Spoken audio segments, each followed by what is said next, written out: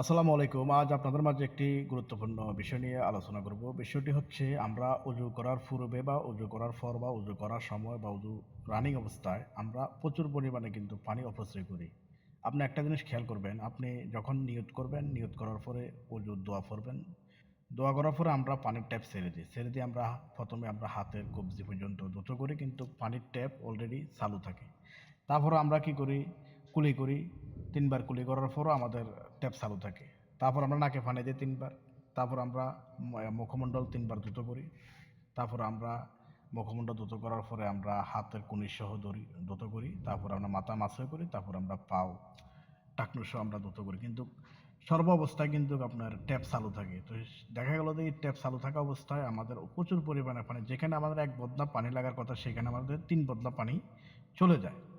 তো আমরা চেষ্টা করব আসলে পানি অজু করার সময় অবশ্যই অপচয় না করার জন্য। অপচয়কারী শয়তানের ভাই।